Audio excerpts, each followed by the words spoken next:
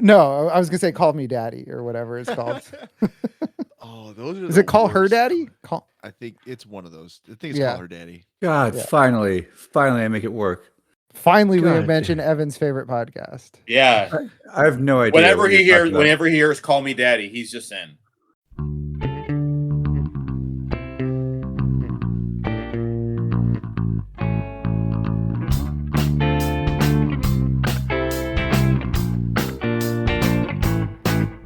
Hello, everybody, and welcome back to the 10 Do's and 500 Don'ts of Auction Fantasy Football Drafts. My name is Jeff Krisko, here with Evan Hoovler, Waleed Ismail, and Tony Steele.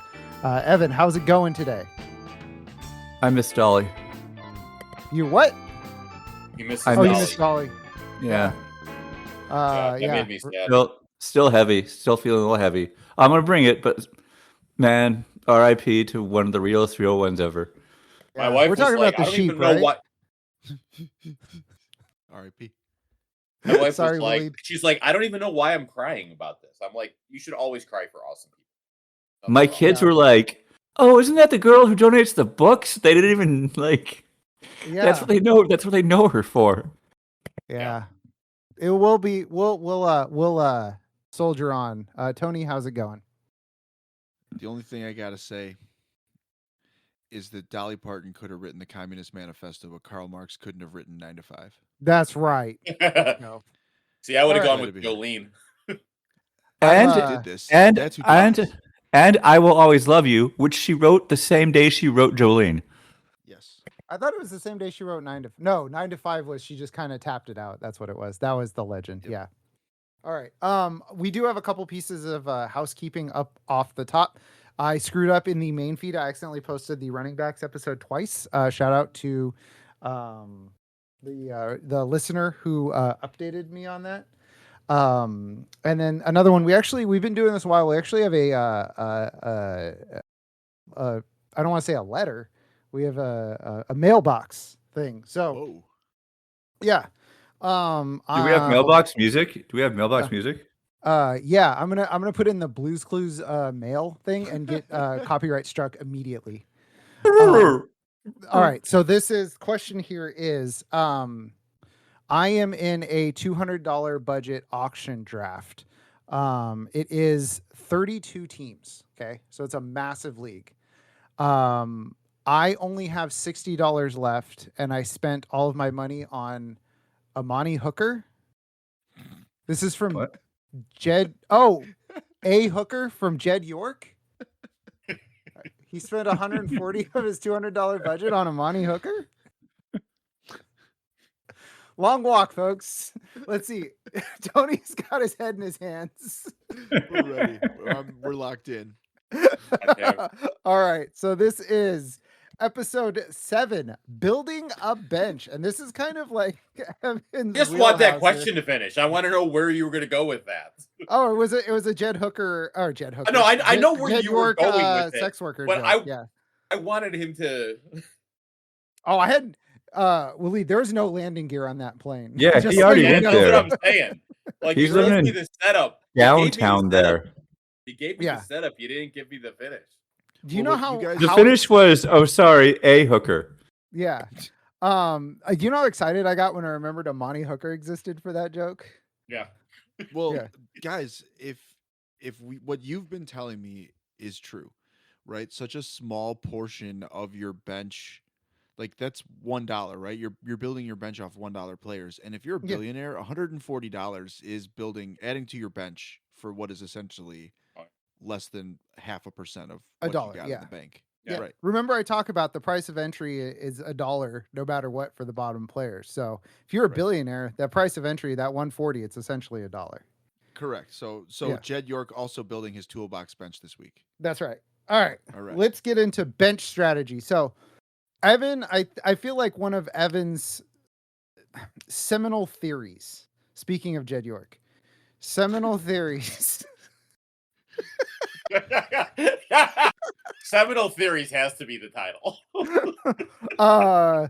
Of like as a highfalutin strategy is the toolbox bench, and it's Evan built it for auction, but I feel like it's really useful in any format. So I agree. Evan, let's talk about the toolbox bench. What made you think of it? Let's outline it. Let's talk about the toolbox bench, because this episode's all about building your bench. Right. So the year was 2019, and I knew something was wrong. I know in 2019 so much was wrong, but for my fantasy football outlook, something was wrong. I made the playoffs regularly in my fantasy football big money league, but I only had won one playoff game in the last 7 years.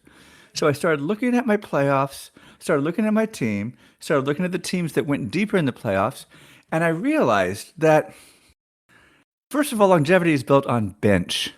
You know, it's football. Your starters are going to get injured. And I realized just drafting guys on your bench because they're going to score high or the highest on your bench makes no sense. Who cares how much you score? You're on my bench.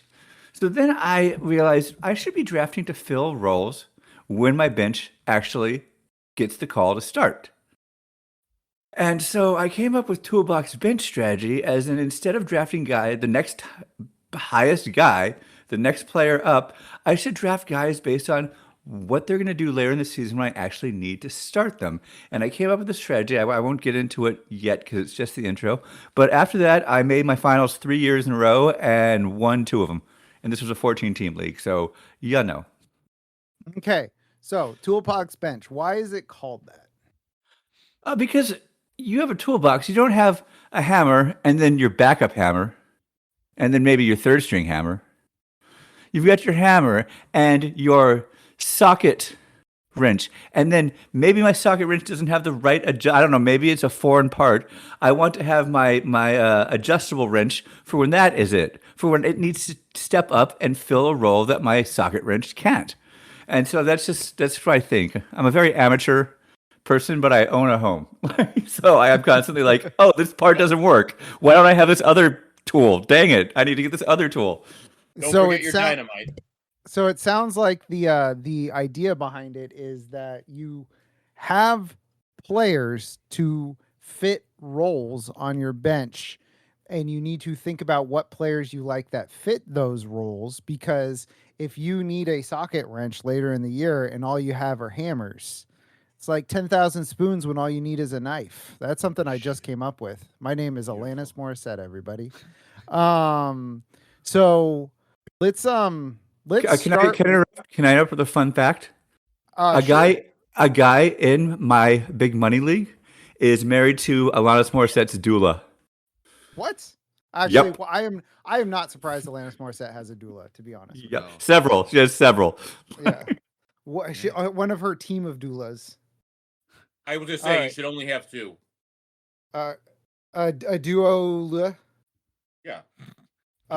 Hold on, wait. A doula box. British. Wait, hold on. British pop star with 2 birth assistants.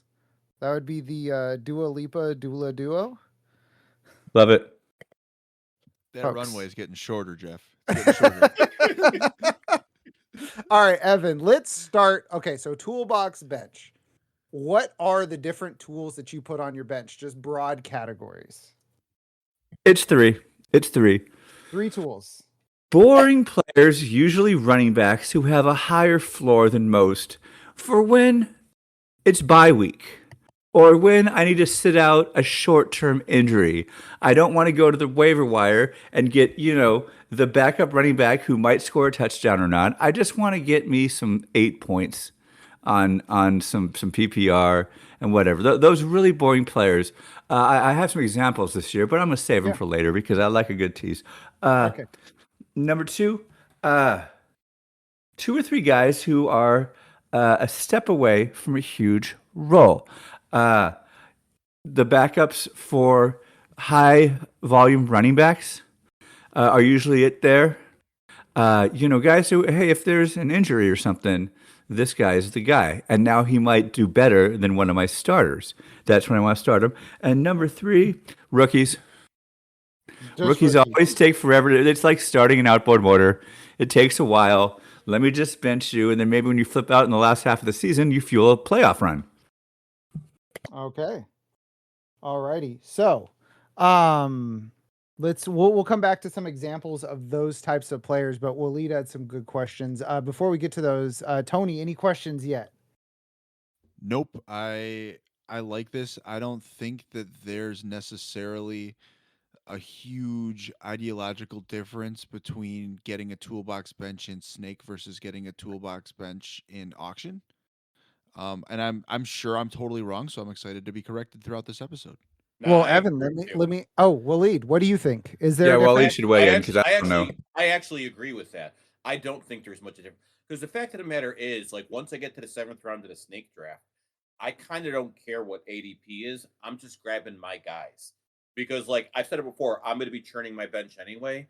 So I want to target the guys that I really think could break out, and I'm not going to really stress anything else. Okay. Can I add a 4th tool to this bench just for the preseason? Ooh. Are you ready Let's for go. this? Let's This go. is that classic piece of advice, and that would be just handcuffs, not necessarily to your running back, but just guys who, if there's an injury in training camp, say, I don't know, if like Ashton Genty's leg explodes, but then it miraculously comes back together. You would probably be pretty happy to have Mike Washington instead of, say, Chris Boswell. What I'm saying is, if your format allows it, don't draft a kicker, don't draft a defense, use that dollar on a bench running back, and then cut them before the season starts. Yeah, that's great. It's basically a nice new wrinkle on the second type, 2 to 3 guys who are one event from away from a huge role. But it's good to note that like you can kind of work that a little more in the preseason. Yeah, I would say that it's kind of a subcategory. It's guys that they're just lottery tickets. You're like, if something happens between now and week 1, this could be league winner. But if something doesn't happen, I'm not going to cry if I drop them to have that kicker or defense.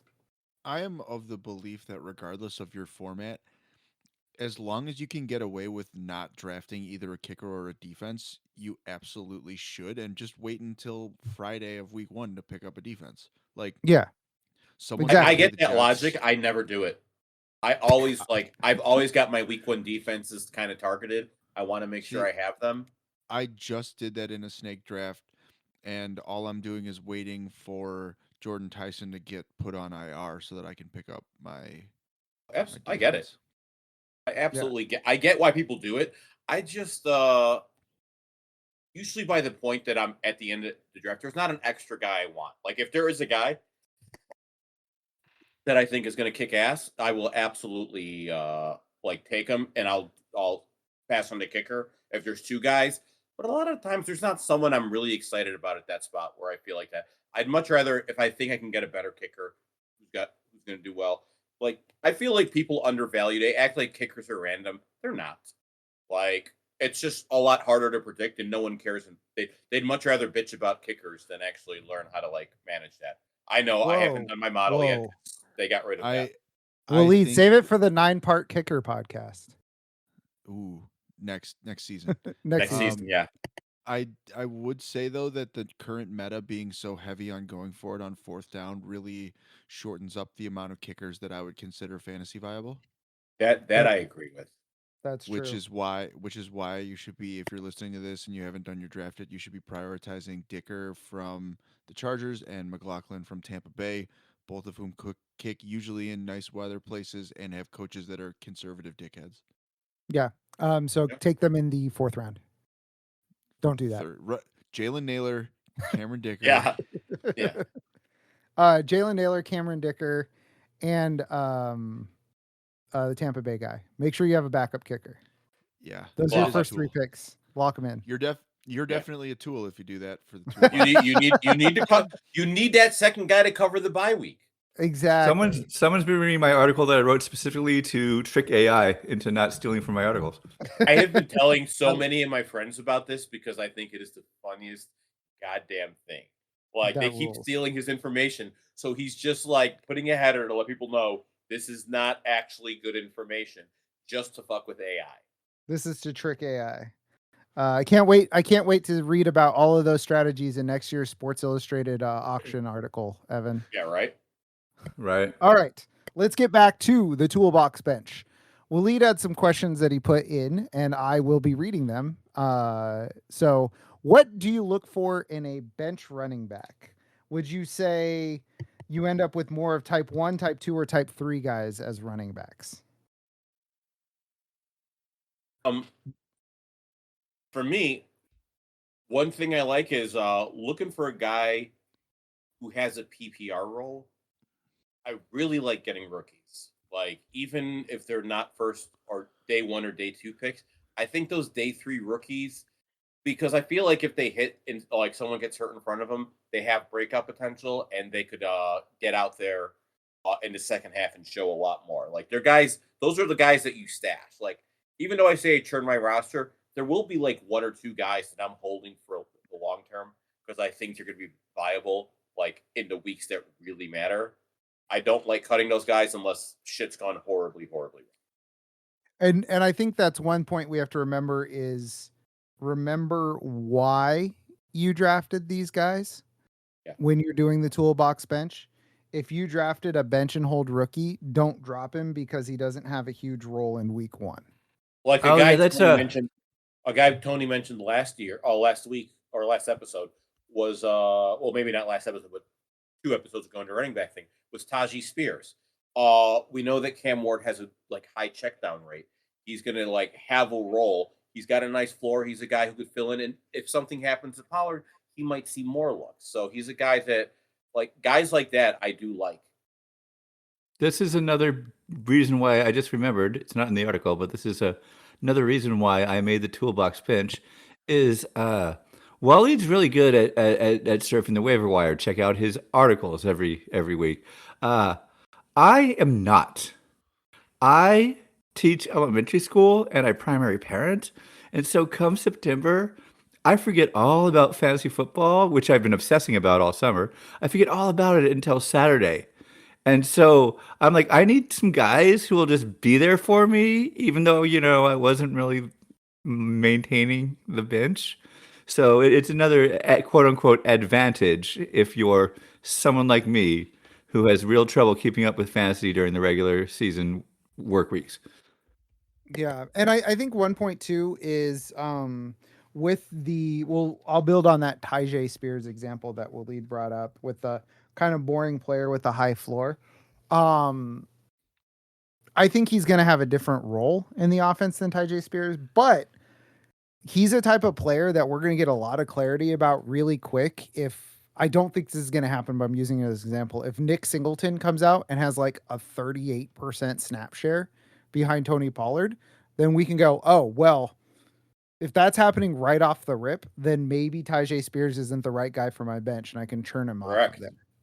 So that's a type of thing that when you have these guys and you want to figure out who to cut for the waiver wire, know why you have them. And if it's a high floor guy like Tajee Spears, and if he's getting out snapped by Nick Singleton, right away. You're like, shit, this guy isn't on my bench for the reason I want him to be. Yeah, you got to always reanalyze the situation. The more data you have, the more you have to adjust your information. That's the thing in this industry. People love to just stick to their priors, and you have to just, as you get new information, let a guy go. It's okay. I will never quote reassess my priors, Waleed. Well, that's true. Like I will say, Justin Fields still, I believe in. It's going to happen any day now. So, Evan, can I throw an addendum into the toolbox bench? Can you also include some sort of like, this is also like a spider plant bench because I don't need to take care of it, but it's always going to be there when I need it? Ooh, let's do a gardening. Let's go write a gardening article next year. Because you don't have to really nurture it, right? Like, it doesn't need sunlight. It doesn't need to be fed very often. You don't got to water it. Like, it's just kind of... And the shittier your team is, the more it grows. Yeah, for me, your spider plant is my super hot pepper because on days I forget to water it, well, guess what? It just got that much hotter. It's fine. It grew up in the desert. Perfect. Sure. All right. Question 2. What are you looking for in a bench wide receiver when you're building your toolbox bench? So go for it, Waleed. Yeah, please. I'm looking at historical data for how receivers are used in offenses, and I'm just trying to look for estimated target shares, how these guys are looking, what kind of role I can get from them.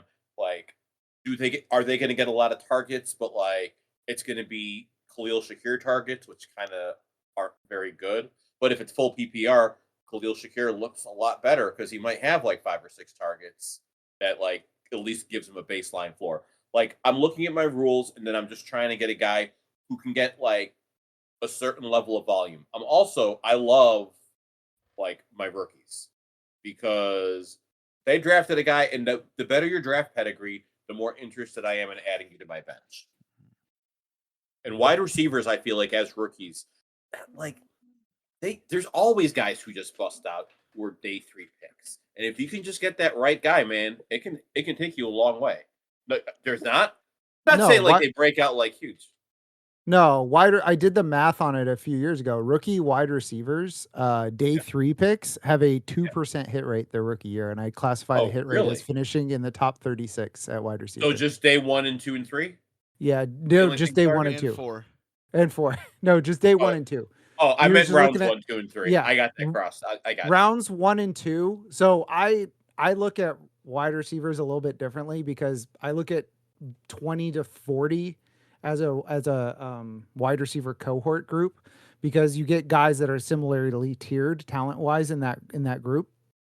So I don't really differentiate between rounds 1 and 2, but so days 1 and 2 have about a 20% hit rate their rookie year.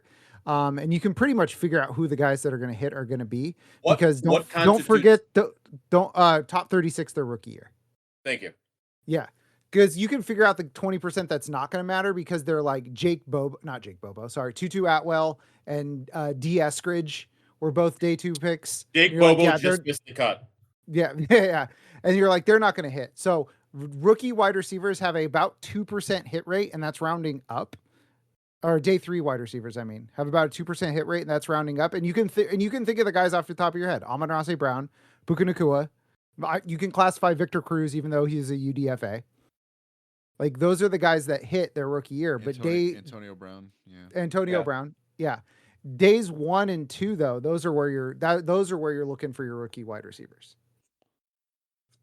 I gotta say though, this year Jacoby Lane's looking like maybe he'll buck that trend, or maybe he'll be for that 2%. He was. Was he a 4th rounder? I thought he was a 3rd rounder. Is that Surratt was the 3rd rounder? No. Yeah, he's a 4th rounder. He was 4th round. He was 4th round. Okay, so he's a possibility. I will fact check this while you talk. Okay, and that just goes back to expending draft capital. If you spend a day 2 pick on a wide receiver, chances are you are going to use him. If you spend a day 3 pick on a running back, you could fall ass backwards into needing him. So those guys I haven't run the numbers, but just anecdotally, those guys have a higher hit rate. Oh no, you're right.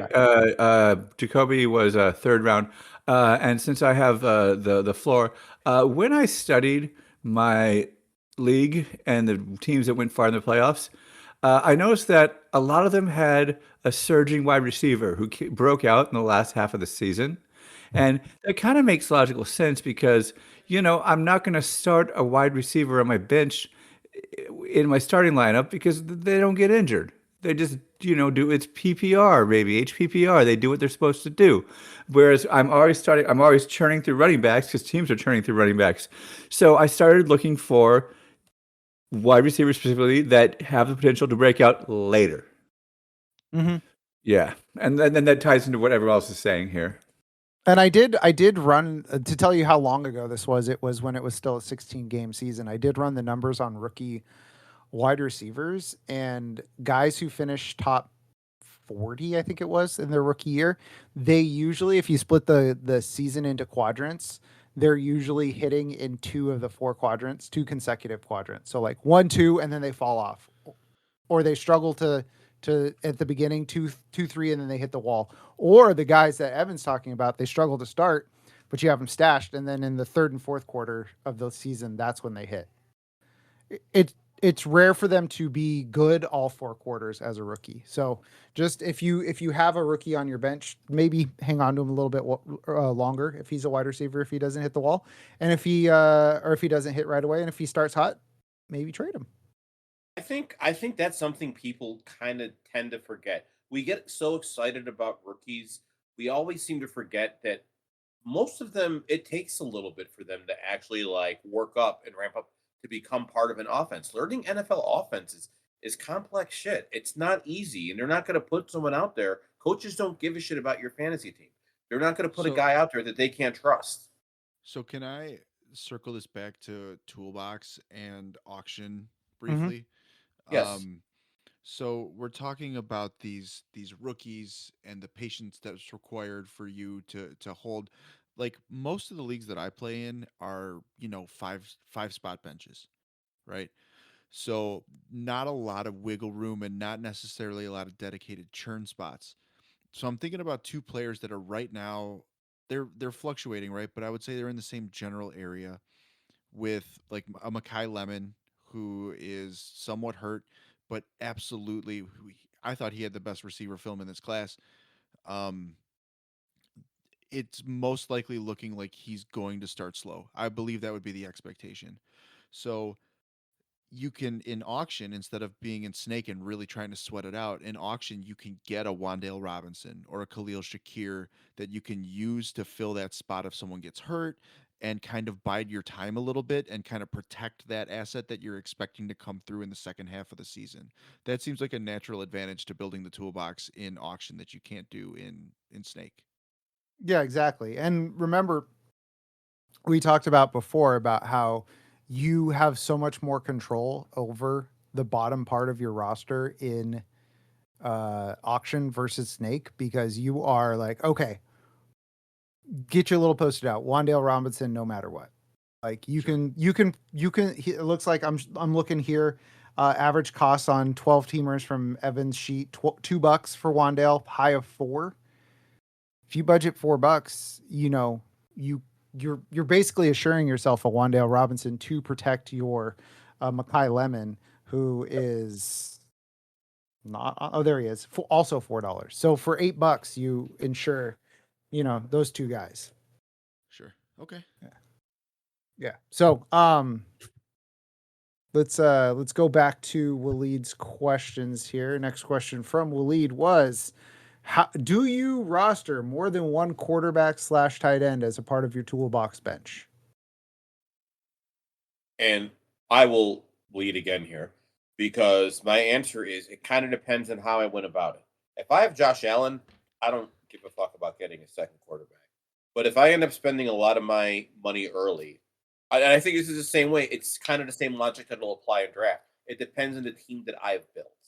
Like if I have QB 11, like if I have Brock Purdy, I might add like Kyler Murray to him just to have a second option just in case, because these are guys, because they're QB 10, QB 11, there's a little bit more inherent risk to them, I think, than a guy like Lamar Jackson, Joe Burrow. Like I trust them a lot more to be consistent because I have a history of them being fairly successful.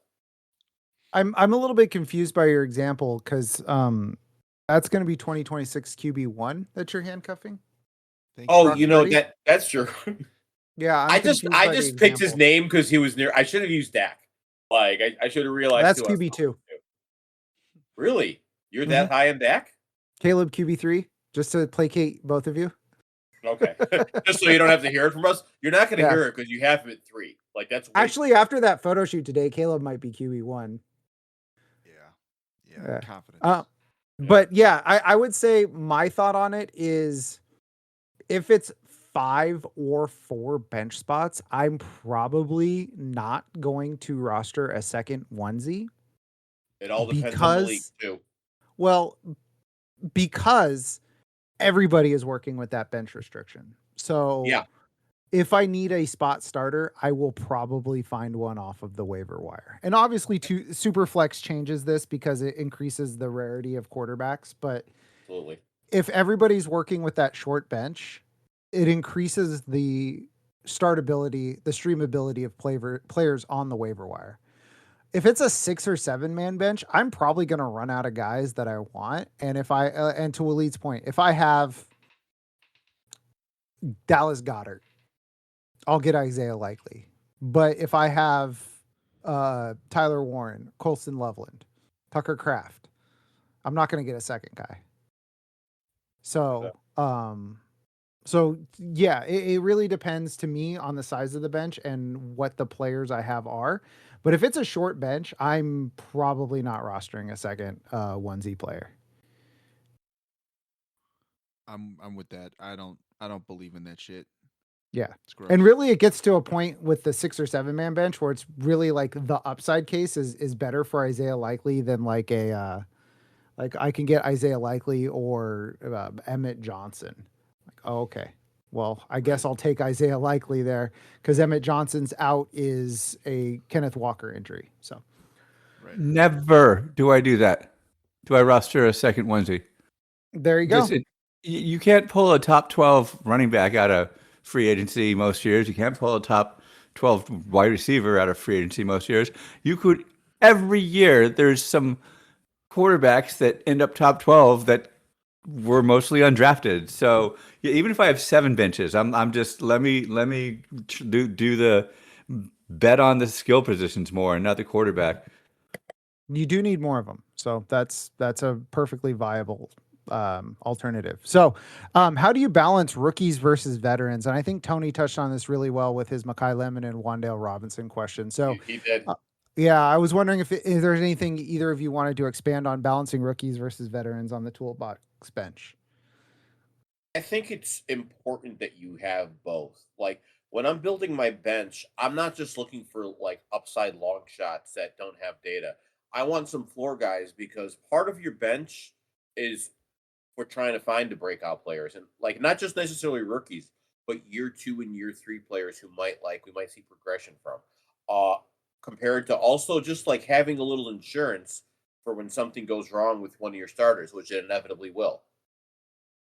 I kind of wanted to expand briefly on the concept of the like the rookie, but also kind of like what you're saying, Waleed, like the sophomore.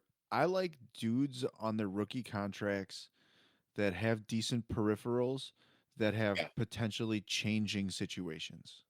Yes. Agreed. Like I think someone, and I know that this is like a very last end of bench guy, but I think about a guy like Jalen Knoll, who he had decent peripherals last year. The only guy running in front of him in the slot is gone. Yeah. And that could be a guy that you get in the last round of your draft that could turn into a, get you a Khalil Shakir or a Wan'Dale Robinson type target share or a Josh Downs. A guy who can throw into flex based on matchup and who can cover in bye weeks and you're not feeling so bad. Correct. Even Those guys are very important. even if I have a 5-person bench, even 2 rookies, it's hard to juggle because you need to be able, despite the fact that I love not having to do it, you need to be able to rotate people out in your bench based on who comes up in free agency, especially those first few weeks. You need to have a spot. And if I'm weighing a rookie who I think might break out in the last half of the year versus a guy that I would use now, I'd rather just cut a high floor veteran like Waleed and Tony were talking about and get that guy now. You need to have some sort of I'm using it. Dynamism? Yeah, I was going to say dynamism. You totally know me.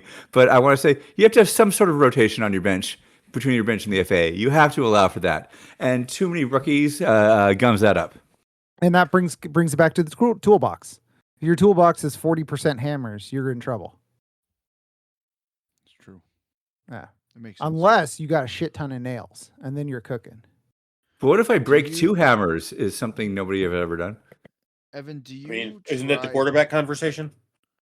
That's true. Do you try to find guys that could potentially fit multiple of these roles, or is it kind of like role specific? That is absolutely the key. That's absolutely the key, is finding guys who can fit in multiple of those. Give me that boring, like you said it earlier. Who's Tony Pollard's? Big Singleton. Yes, Tajay Spears, boring high floor guy. If Tony Pollard goes down, well, now he's going to be just starting value. Yeah, you just checked off 2 of those boxes, and that's what allows you. That was a perfect question, Tony. That's what allows you to maybe free up that one spot where you can wiggle. You can drop the dude, grab the free agency hotness. Because if other players are filling more than one role, well, then you're checking more than one box, and then you got all those boxes checked with fewer players. And that's the thing. It's all about how many paths to success does a player have. That's how we should be evaluating all players.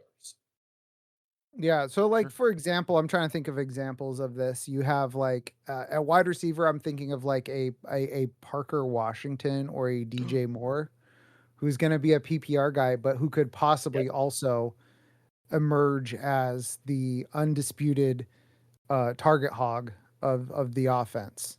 That's a guy who has a high floor, but a decent ceiling as well. At running back, if he wasn't hurt, Tony, you outlined it really well on the Bears episode, Kyle Monangai. That's something that's always stuck with me of TH Fantasy was the Kyle Monangai, the case for Kyle Monangai. I think that's another one. Kenny Gainwell is an injury contingent upside kind of guy, but I think he's going to have PPR value. So those are kind of those two for guys that, notice we're not mentioning quarterbacks, right? Quarterbacks kind of are what they are. They're either going to hit at, they're not like, there's no contingent upside to a quarterback, right? It's like they are what they are. Either they're going to break out or they're going to be a solid floor guy. And you've named, so we've been naming wide receivers, so I just want to chime in with a running back or two. Jadarian Price, the running back, the first round pick for Seattle. He's going to get usage. He's not going to flip out. When Zach Charbonnet comes back, he's going to get a lot less usage. Unless Zach Charbonnet, the name I just said once and then said it wrong. That's unless actually Zach what they call Charbonnet him in the CFL is Jacques Charbonnet. Fair. Unless, Zach Charbonnet doesn't come fully back. And then Jadarian Price will be that late season breakout. So he fulfills that boring high upside early, late season, hey, if things go right, you could break out kind of role, that dual role. So it's true for running backs as well as wide receivers. Perfect. Just way more true for wide receivers. I am trying, last draft strat from me about this is that I am trying to leave every draft with one of the following four players. It's Swift, Monangai, Dobbins, or Jonah Coleman. Because like that that to me is, there's a good chance that two of those dudes are insane ROIs. You have two high-powered rush games, and like you're either betting on Dobbins to stay healthy for 17, or if you want to bet against that, then you should be taking Jonah Coleman. Yeah. And to fully expand on what Jeff was alluding to is like Monangai's a good runner on his own. Swift is a great runner on his own, but the reason why I like taking shots on those guys is because if one of them goes down, enjoy your championship. Yeah. Same. I think if J.K. Dobbins, knock on wood, this doesn't happen, like tears his ACL in week 2, Jonah Coleman's going to get 18 carries on behind the best offensive line in football. And I think that's going to roll right into because I think the Bears offensive line reclamation project is one of the more successful things that's happened in the last few years. That rolls into Waleed's last question, which is how important is the quality of the team your bench guys play on? And Tony, you outlined it perfectly. Yeah. If you're taking backup running backs, take backup running backs who are running behind some, maulers up front, some road graders, because that lessens the difficulty curve for them, right? Yeah. Like if you like a handcuff, like Tank Bigsby, you look at that offensive line, it's like, oh yeah, if something happened to Saquon, this guy could be that. Like finding guys like that make a lot more sense to me. Counterpoint Tank Badsby, first of all. Well, I mean, I just picked a handcuff that had like a situation. Brian Robinson. How about that? Atlanta, huh? Big yeah. fan? I mean, I'm saying that situation, that's a good offensive line, and Brian Robinson Jr. is actually good. Yeah, you can take a shot at Brian Robinson. It's your team, man. That was a Brian Robinson got shot joke. Boom. All right. Man. Evan is the tallest man on earth right now. What is going on? Evan's camera is pointed directly up at him. Yeah. All right. So let's get some input from Waleed and Evan on the importance of the team that your bench guys play on.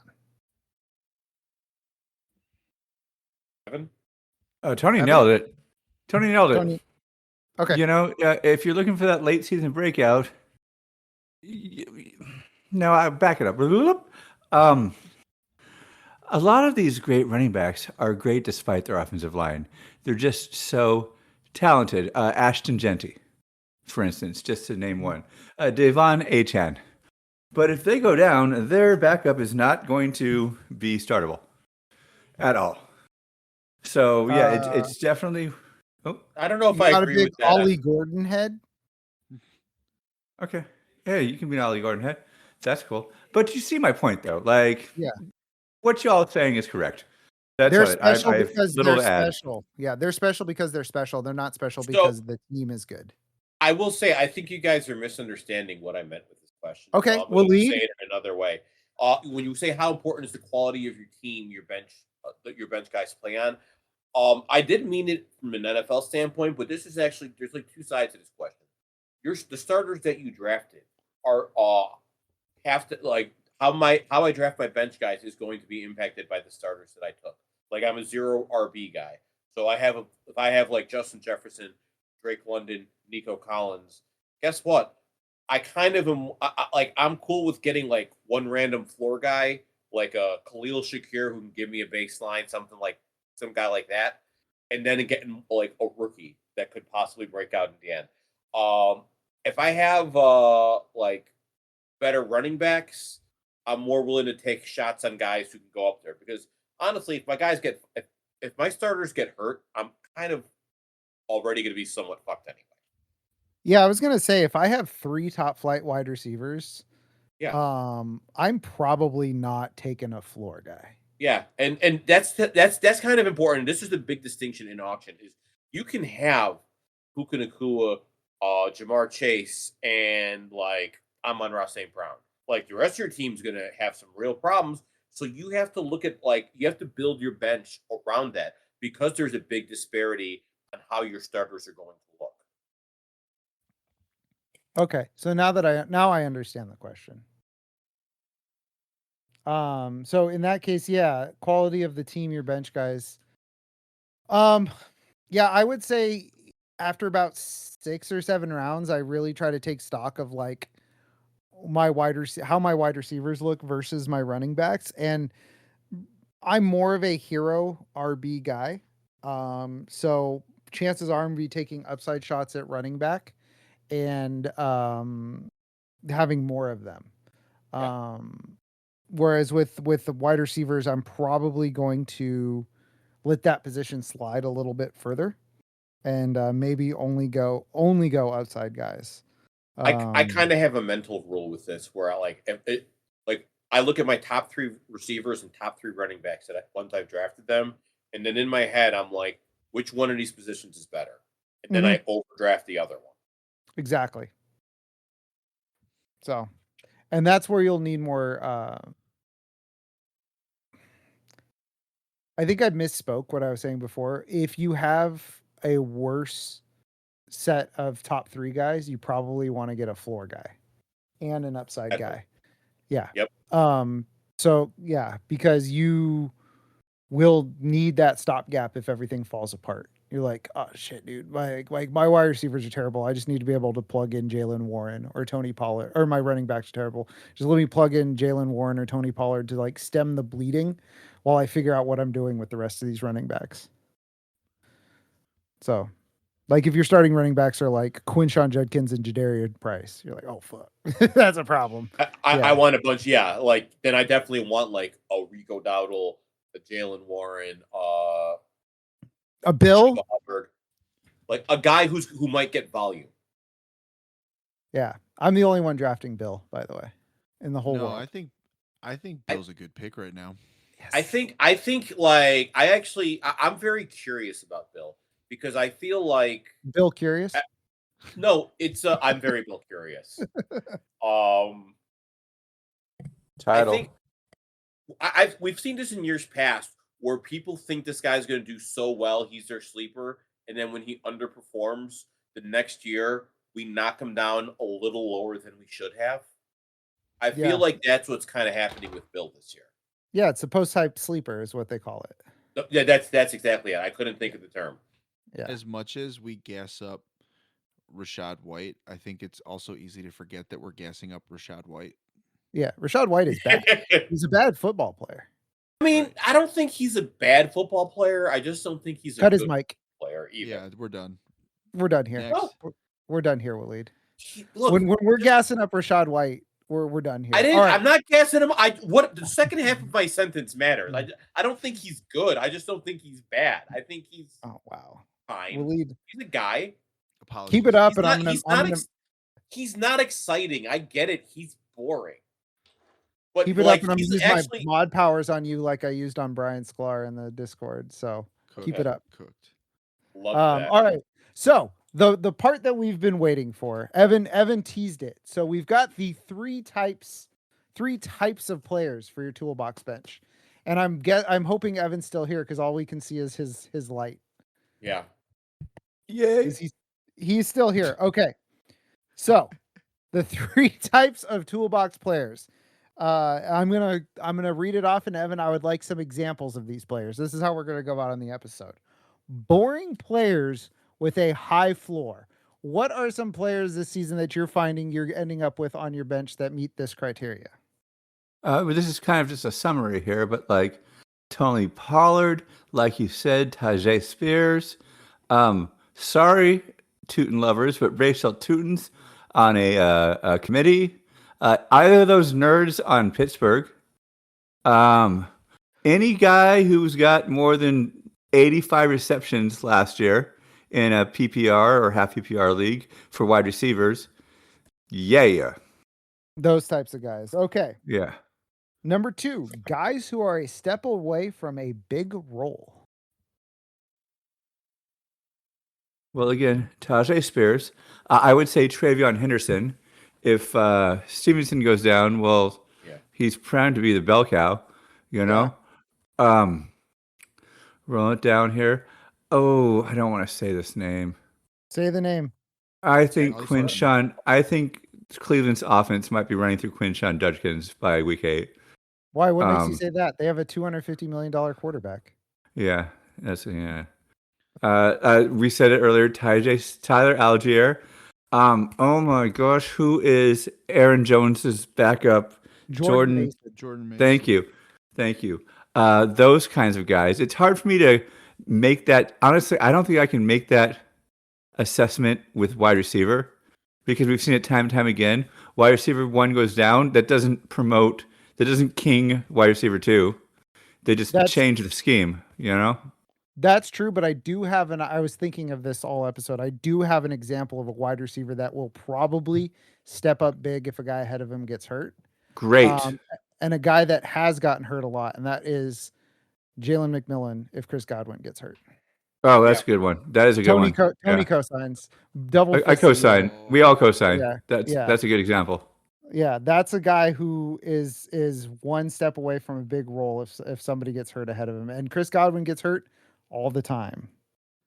Yep. I also think that if you look at guys that are kind of 1A, 1B, they also have a contingent upside, not necessarily for your bench. So you're looking Jordan at Addison. I was going to say Jordan Addison is a good example of a 1B. But what I was going to say is your Bears guys. Romadunze, Luther Burden. Oh, that's a big one. Your Packers guys, Jaden Reed, Christian Watson. Well, I disagree with that, but everything else you said is in gold. Wow, this guy loves Matthew Golden. That's why he said gold. I can't think of any other examples off the top of my head. You got enough. The Jacksonville guys. Devontae Adams. Actually, I feel like if somebody gets hurt, they're going to rotate and get a lot more Travis Hunter. So that might not work. Yeah, that's why I was going with that. All right, last one, and I want input from all three of you on this because this is not auction specific. Rookies. Yeah, that you want to bench and hold this year. And I'll start because to bench and hold. And I'll start because my plan was to just name a few and then toss it to those two because you all are way better at scouting than me. But I can't think of a running back. Hopefully you can. But of course, this is not going to be news. But as wide receivers, Tate, Tyson, Lemon. That's please supplement. Yeah, that's actually like, especially with Tyson hurt now.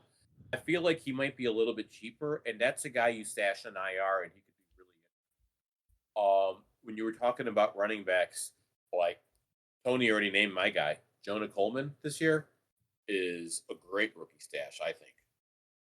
Jonah Coleman is a guy that I'm ending up with in a lot of places. And I actually just thought of another guy with injury contingent upside who is also a draft and hold rookie, who is also getting a ton of preseason buzz, who also is on my favorite football team, who is also a pick that I hated. That would be DeJon Stribling. Oh yeah, he's even more and more of my rosters. Yeah. Yeah. Stribling, he's got 3 30-year-olds ahead of him in the 4 if you count Debo ahead of him in the pecking order. So if he can survive the power lines. And he should survive the power lines. It's like that high-pitched whine that only kids can hear, but the opposite. Only old people are affected by the substation. The New Mexico hum. The New Mexico hum. So Mike Evans gets hurt. DeJon Stribling's role grows. Christian McCaffrey gets hurt. DeJon Stribling's role grows. George Kittle gets hurt. DeJon Stribling's role grows. Because behind him is DeMarcus Robinson and Christian Kirk. Yeah. Yeah. The Niners need Christian Kirk on the field like they need a hole in the neck. Yeah, we see what you did there. Keep going. What are some other rookies that we like this year? I can lay a couple on you, and I think this is an exercise in accepting that, not sticking to your priors. Like, I'm looking at the auction values right now, and Casey Concepcion for $1 is like a really nice hold, because I don't think that he's got crazy ceiling, but if he hits, he can give you that Wan'Dale Robinson type production. Yeah, but that's the wrong dollar guy on that team. It's Denzel Boston. So that's, I feel like you're playing that for the ceiling, right? Yeah. And I can also see paying this for the floor and looking to see if that ceiling might show up, because Concepcion was, you got to remember, his tape was him open downfield a ton, but his quarterback was garbage. Yeah. But and frankly, like, it's all you got to beat out Jerry Jeudy. So I think both are interesting choices. I also have an incredibly gross rookie play that no one's going to draft and redraft that I think is, a step away from a huge role, and that's Jeremy Bernard. I would say nobody would draft him because I think he's going to be in the back of a lot of people. He's on several my rosters. Yeah, I drafted him in my dynasty league because I'm a sicko. That's a great one. I'm way up on him. I think there's a good chance that he could just be better than Michael Pittman at this point. I mean, yeah, and he also fits. He also fits what Aaron Rodgers wants to do, which is get the ball out of his hands as quick as humanly possible. Also, how Mike McCarthy uses his slot. Like, there's a lot of data that shows that Jeremy Bernard could just absolutely wreck shit this year. Yeah, those are my guys. They're stinky, but that's like my last slot guy on the bench that is like fits 2 of those toolbox roles. All right, perfect. I think that does it. Unless anybody has any other guy they want to mention. Well, I think we got a good amount. Perfect. So that is the toolbox bench and building a bench strategy. This one's great because it doesn't just apply to auction, but Evan's the auction guy and he's also the toolbox bench guy. So it's kind of perfect. So next episode, we're going to talk about specific players, specific targets at auction values, guys that we like. So for Tony, Evan, and Waleed, this is Jeff. We'll be back in your podcast feed tomorrow. Goodbye. Take care.